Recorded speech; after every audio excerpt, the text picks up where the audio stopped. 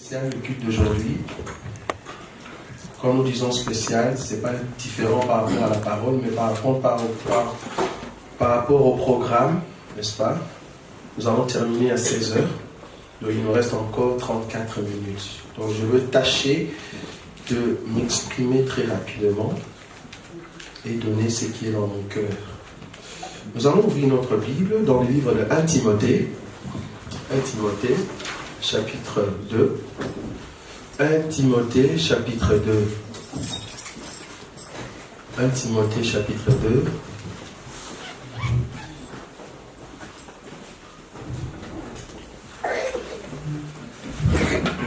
« 1 Timothée, chapitre 2. » Je prends rapidement.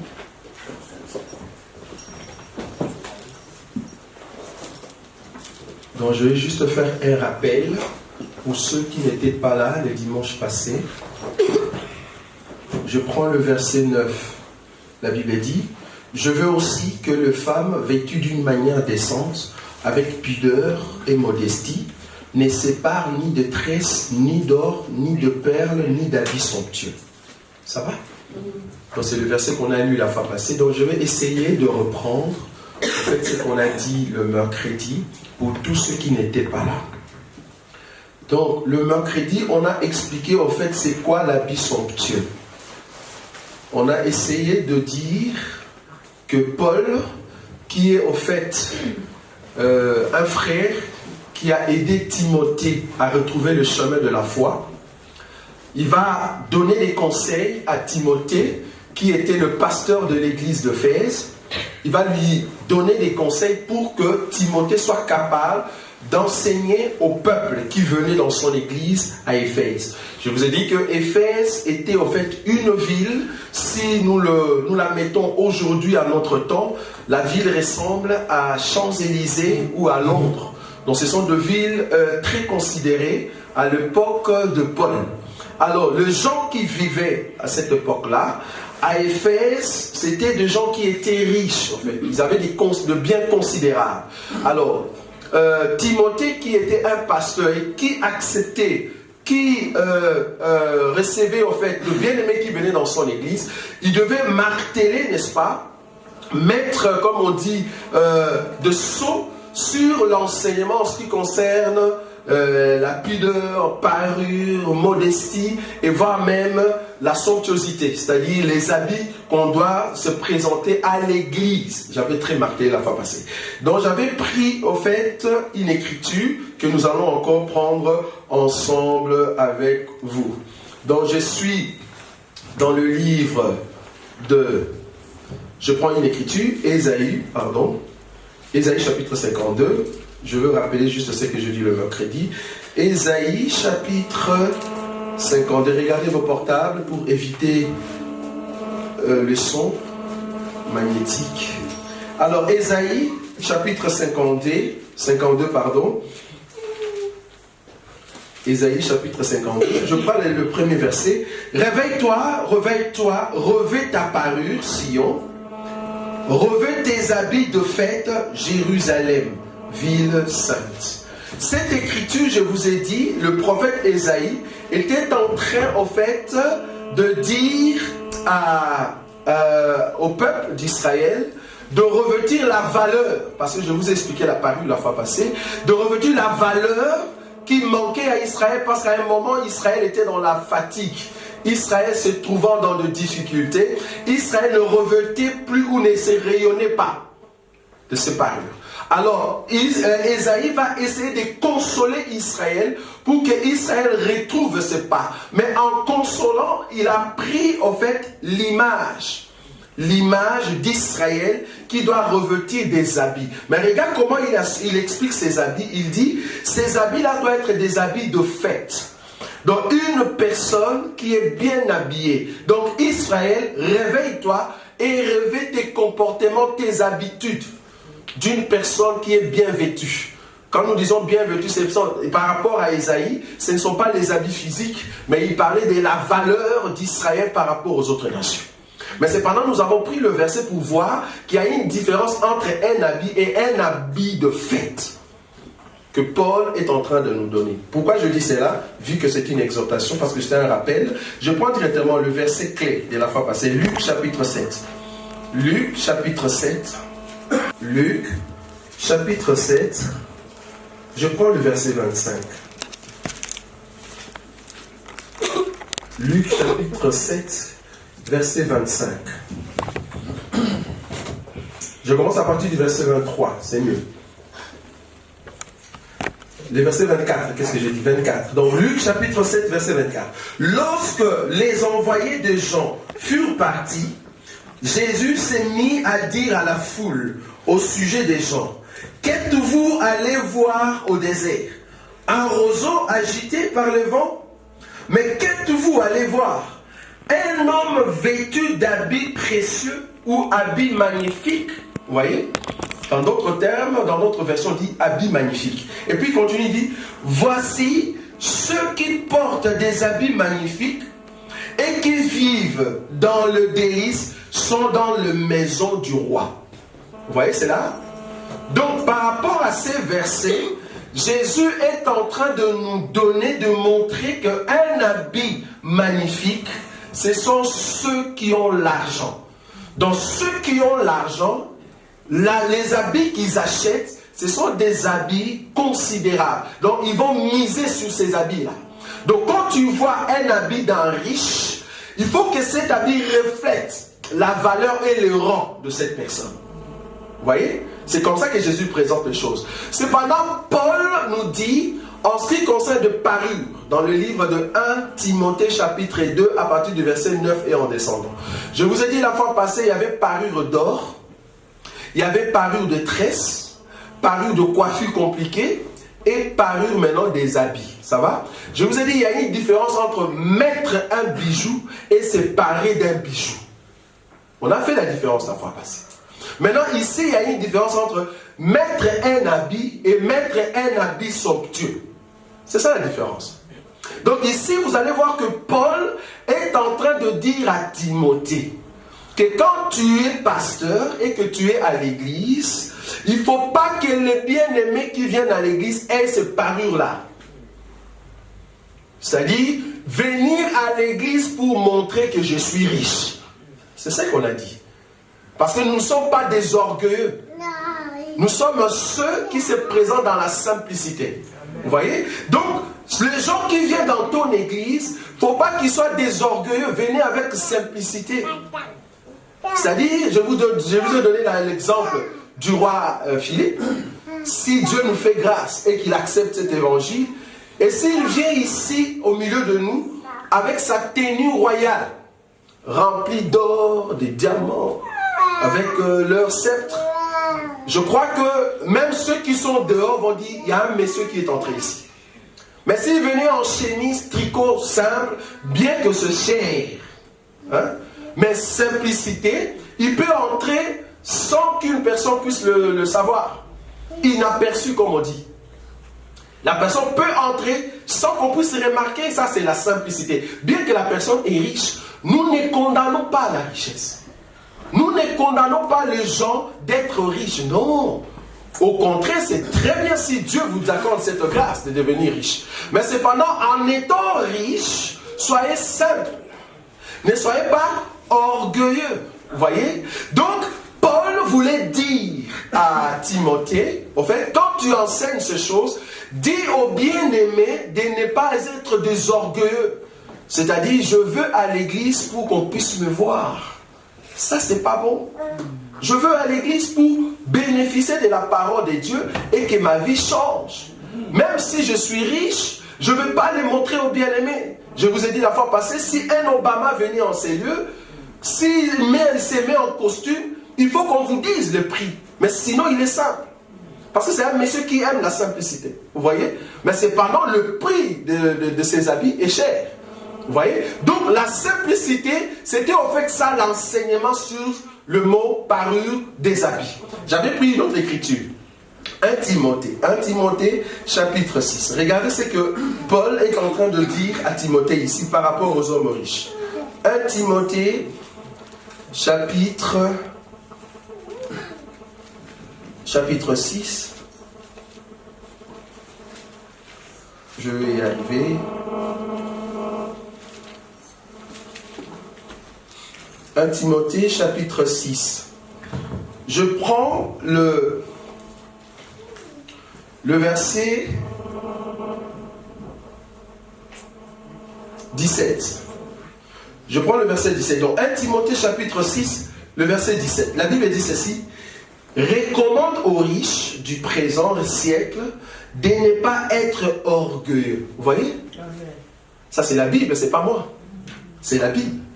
De ne pas être orgueilleux et de ne pas mettre leur espérance dans des richesses incertaines, mais de la mettre en Dieu qui nous donne avec abondance toutes choses pour que nous en jouissions. Recommande-leur de faire du bien, d'être riches en bonnes œuvres, d'avoir de la libéralité, de la générosité, de s'amasser ainsi pour l'avenir un trésor placé sur un fondement solide afin de saisir la vie éternelle. Donc ici, Paul ne dit pas à Timothée, dis aux riches de ne plus être riche. Non, il n'a pas dit ça. Tu es riche, gloire à Dieu, mais tu es un enfant de Dieu. C'est-à-dire, comme tu es riche, essaie maintenant d'être riche aussi en de bonnes choses, bonnes œuvres. La libéralité en aidant les autres.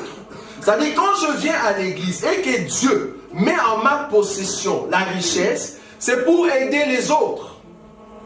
C'est pour aider les autres. C'est pour cela, quand Dieu t'accorde un bien, quand Dieu t'accorde de l'argent, il faut comprendre, étant un enfant de Dieu, c'est pour que je puisse aider ceux qui n'en ont pas. Très important. Malheureusement, aujourd'hui, beaucoup de nos pasteurs pensent que quand il y a un riche à l'église, en fait, le riche, c'est pour lui. Donc, il va commencer à demander la personne, à déranger la personne. Non. La Bible me dit ceci. Je prends encore une écriture. Excusez. Je suis dans le livre des Actes. Regardez cet homme. J'aime beaucoup cet homme. Parce que beaucoup de gens prennent cette écriture pour dire, ben voilà, c'est pour le fidèle. C'est un devoir de fidèle d'amener des biens à l'église. Vous voyez? Ils prennent Actes chapitre 5. Ils prennent Actes chapitre 5, le verset 1 jusqu'au verset 3, que vous connaissez, une histoire que vous connaissez. Il dit, mais un homme nommé Ananias, avec Saphira, sa femme, vendit une propriété et retint une partie du prix. Sa femme les sachant, puis il apporta le reste et les déposa aux pieds des apôtres. Maintenant, ils prennent ces versets pour dire, voilà, bien-aimés, c'était de fidèles qui amenaient de l'argent auprès des apôtres. Donc, les apôtres recevaient leur richesse. Même cet homme, il a vendu un bien, un terrain. Vous voyez? A vendu un terrain, un bien considérable. La personne, au lieu d'amener l'argent, il a caché une partie. Alors, il faut enseigner aux fidèles d'amener l'argent à l'église. Comme ça, les apôtres et les ministres vont prendre cet argent. Je dis, non, tu n'as pas très bien lu. La Bible dit, le verset 1, il dit, mais un homme nommé Ananias. Quand on commence une phrase par mais, c'est-à-dire qu'il y a une conséquence au départ. C'est ça le problème aussi avec la Bible. Nous pensons réellement qu'une personne qui veut expliquer la Bible doit avoir quand même un niveau de connaissance en français. Vous voyez? Le verset dit, mais un homme. Donc ça veut dire, s'il y a un mais au début d'une phrase, c'est parce qu'il y a une conséquence qui commence au départ. Donc il faut maintenant revoir le verset 4. Où est-ce que l'histoire a commencé pour qu'on arrive à mais? Vous allez voir que le verset 4, le chapitre 4 nous dit, le verset 36, regardez. Donc, parce que la Bible au départ n'avait pas de versets. Vous êtes d'accord avec moi? La Bible au départ n'avait pas de versets, il n'y avait pas de chapitre. Ce sont les hommes qui ont essayé de structurer la Bible. Ils ont commencé à couper la Bible avec de versets et de chapitres pour permettre la lecture. Ça va? Maintenant, nous, avec la connaissance et avec l'école qu'on a fait, c'est-à-dire comme tu es passé dans les bancs de l'école, tu as appris ce qu'on appelle orthographe, grammaire. Ces choses vont t'aider pour comprendre la Bible en français. C'est très important. Donc, Actes chapitre 4, le verset 36, c'est là-bas que l'histoire commence. Ne commence pas dans le chapitre 5. Vous voyez? La Bible dit ceci, le verset 36. Joseph, surnommé par des apôtres Barnabas, ce qui signifie fils de consolation, Lévite originaire de Chypre, vendit un champ qu'il possédait, apporta l'argent et les déposa aux pieds des apôtres. D'abord, il y avait un homme qu'on appelle Barnabas.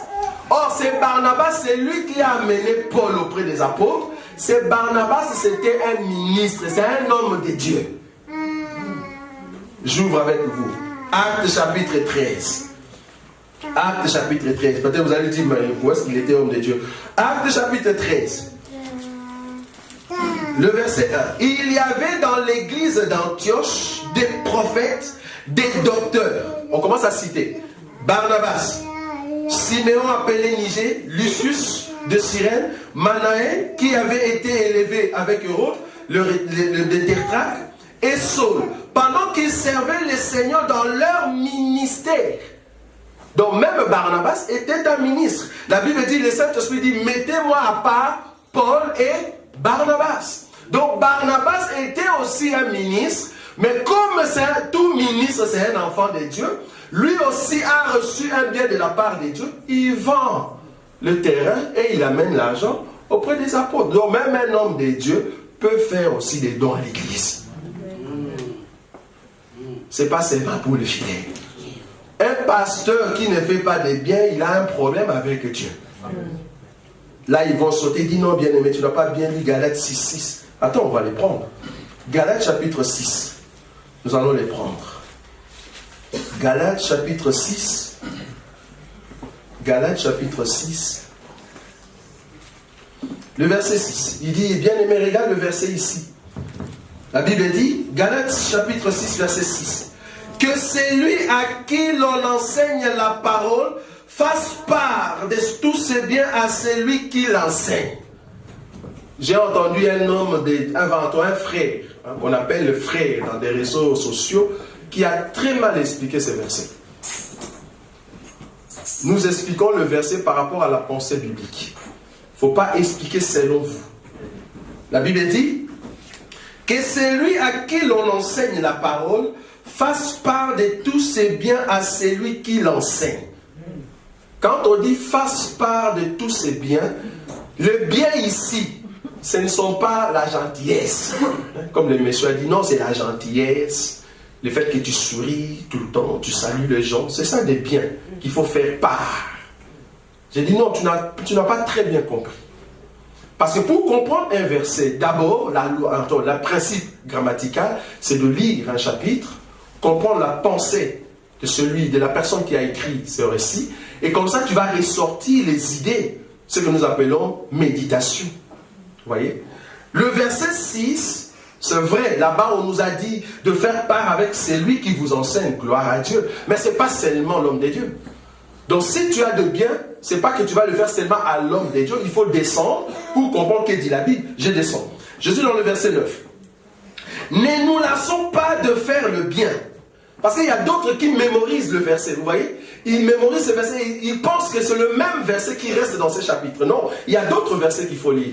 Le verset 9. La Bible dit, ne nous lassons pas de faire le bien, car nous moissonnerons au temps convenable. Si nous ne nous relâchons pas. Ainsi donc, pendant que nous en avons l'occasion, pratiquons le bien envers comment? Envers tous. Et surtout envers le frère en la foi. Donc c'est pas seulement les pasteurs. Donc si je veux faire le bien, c'est pas seulement la personne qui m'enseigne. Je peux faire le bien à tout le monde à l'église. Et je peux faire le bien à un païen. Ça les pasteurs n'aiment pas prêcher. Je peux faire du bien à un païen, une personne qui n'aime pas Jésus. Mais cependant, si la personne se trouve dans le besoin, je peux lui accorder. Parce que la Bible dit, fais du bien à tous. Mais surtout, vous voyez? Donc, dans le tout, il y a aussi les enfants de Dieu, il y a aussi les païens. Donc, si je vois une personne à Louise, lors de notre passage, il y a le feu qui s'allume rouge, une personne qui vient me demander de l'argent, si le Saint-Esprit me convainc de lui donner, si j'ai l'argent, je lui donne. Il ne faut pas dire, je ne connais pas son état d'âme. Ça c'est vraiment, je ne sais pas la religion qui vous anime. Je ne connais pas son état d'âme, soi-disant, la personne va utiliser mon argent. J'aimerais te dire que toute tout enfant de Dieu, tout ce que tu touches, c'est Dieu qui a touché ça. Amen. Alors si la personne prend pour aller faire quelque chose, c'est pas toi qui seras vu, c'est Dieu. Amen. Alors comment est-ce que Satan va tuer Dieu? Alors là, le monde est foutu. Parce que Paul dit, ce n'est plus moi qui vis, c'est Christ qui vit en moi. Et puis il dit, Christ est ma vie. C'est-à-dire quand je marche, ce n'est plus moi, c'est Christ qui marche. Donc tout ce que je touche, étant enfant de Dieu, j'ai la certitude que c'est le Seigneur qui me donne. Donc quand je donne quelque chose, Dieu poursuit au fait ce que j'ai donné. Si Dieu veut apporter la bénédiction, Dieu va apporter. Personne ne peut me toucher parce que j'ai donné un montant. Vous voyez, tu peux donner à toute personne comme tu veux. Cependant, n'aie pas de soupçon dans ton cœur, mais sois sûr que c'est Dieu qui te pousse de le faire. Parce qu'il y a d'autres qui le font par orgueil. Mais nous devons le faire parce que le Saint-Esprit nous a poussé de le faire. Donc là, nous comprenons qu'en ce qui concerne les habits somptueux, nous devons être simples dans la maison de Dieu. Entre nous mutuellement, nous ne pouvons pas commencer à avoir des combats de biens. Soit disant, je possède cette chose, je possède ceci, je possède ça. Non, nous ne pouvons pas l'avoir. Mais cependant, tu n'es pas contraint, n'est-ce pas, d'avoir de biens dans ta maison. C'est-à-dire, un riche peut avoir la coupe d'or. Un riche peut avoir des habits magnifiques. Je ne veux pas dire qu'il ne faut pas acheter. Si tu es riche, tu peux l'acheter. Ce que nous condamnons est qu'une personne qui s'est dit travailleur ou bien ouvrier, qui gagne 1300 €, mais qui ose acheter une chaussure de 5000 €, ça ne va pas. Là, nous comprenons l'intention. Ce n'est pas normal. Peut-être tu vas te faire, comme on dit, de luxe, de le faire une fois par an, c'est bon. Mais si c'est vraiment une passion, nous comprenons qu'il y a un problème. Vous voyez? Parce qu'un enfant de Dieu doit être saint. C'est ça la modestie. Être modeste dans la présence de Dieu. Et Paul enseignait ces choses parce qu'en réalité, nous sommes des étrangers. Notre bien, c'est dans le ciel. Donc, il faut commencer à amasser les choses du ciel. Or, les choses du ciel, en réalité, ce sont les choses spirituelles. Donc, tu dois manifester cette parure intérieure, tout ce qui est le fruit de l'esprit, afin que, quand tu rentreras dans la présence de Dieu, tu puisses retrouver cette vie que tu avais avant de venir sur la terre. Parce que nous venons du ciel, nous allons rentrer au ciel. Vous voyez? Donc nous sommes obligés de mettre en pratique ce qui est notre vie intérieure pour que Dieu puisse nous répondre en ce chemin, afin que nous puissions jouir des biens que Dieu a mis en notre main, entre nos mains. Je prends encore une autre écriture, peut-être la dernière. Le livre de 1 Pierre. 1 Pierre, chapitre 3. 1 Pierre, chapitre 3. 1 Pierre, chapitre 3. Un verset que d'autres aussi lisent. 1 Pierre, chapitre 3, le verset 3.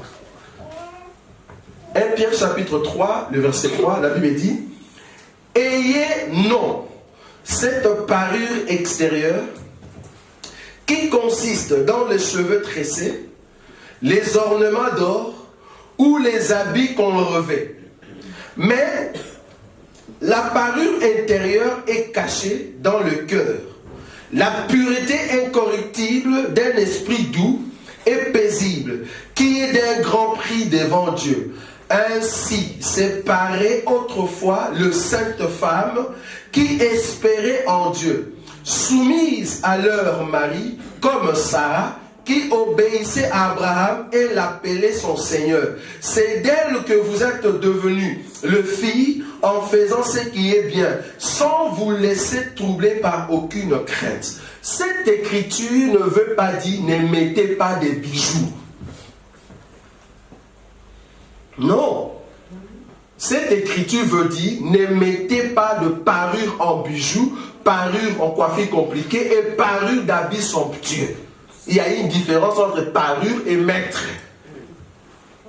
Nous sommes toujours ouverts pour un débat.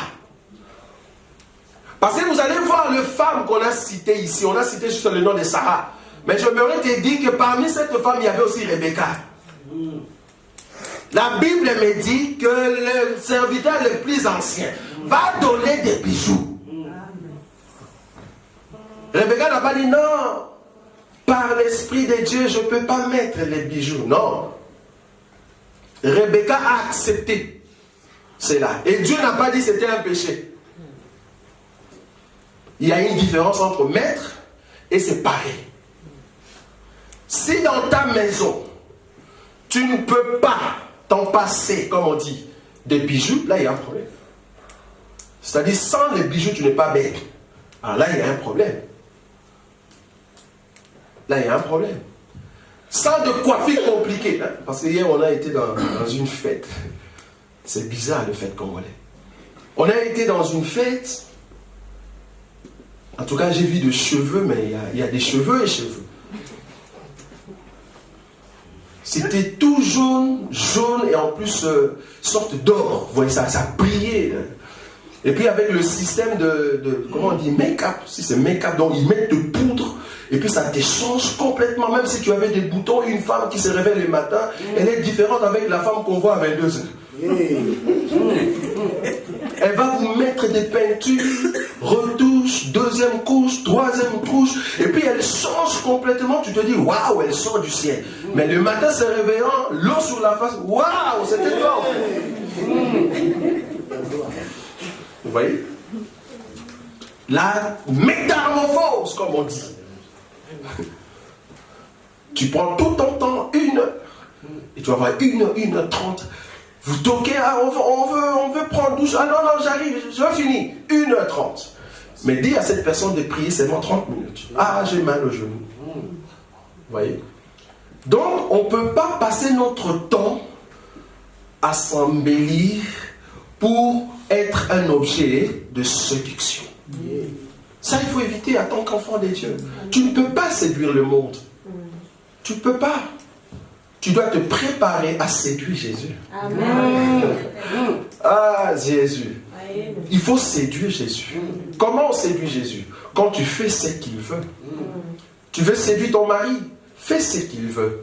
Parce que la soumission séduit l'autorité. Vous avez compris ça? Amen. La soumission séduit l'autorité. Si vous êtes soumis, alors l'autorité va te prendre entre ses mains. Vous voyez? Donc nous devons nous donner corps et âme dans les choses qui sont intérieures, mais cependant la Bible n'interdit pas à une femme de mettre les bijoux. C'est là-bas que nous sommes.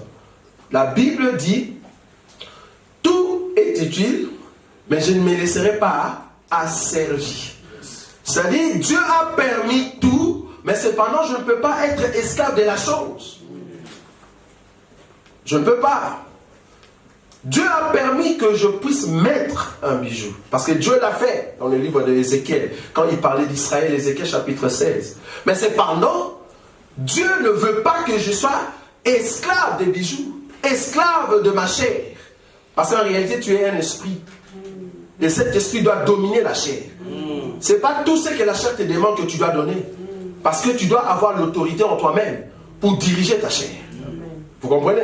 Donc la chair doit être soumise à l'esprit. Vous voyez? Donc en cela, il ne faut pas te laisser emporter. Il faut que ton autorité puisse avoir de la supériorité sur la soumission qui est la chair. C'est très important. Donc, toute personne qui se laisse attirer par les choses du monde, ou le monde le prend, comme on dit, comme un appât, ça c'est très dangereux. Il faut se laisser plutôt entre les mains du Seigneur et faire sortir le bien qui sont à l'intérieur, c'est-à-dire le bonnes œuvres. Et c'est comme ça que le Seigneur Jésus-Christ va nous répondre entre ses mains, afin de nous donner un royaume éternel, le royaume de notre Seigneur Jésus-Christ. Amen. Amen. Nous croyons que les habits précieux sont très importants pour ceux qui sont riches, mais cependant, ceux riches-là ne doivent pas être des orgueilleux, parce que ces habits, il ne faut pas l'utiliser pour exciter, n'est-ce pas, les gens à aller, n'est-ce pas, voler ou quoi, mais il faut plutôt prendre le bien que Dieu a mis entre tes mains, afin de le mettre au service du Seigneur pour faire avancer l'œuvre de Dieu. C'est comme ça que Dieu va te répondre dans son royaume. Amen. Amen. Nous pouvons nous lever, nous allons prier.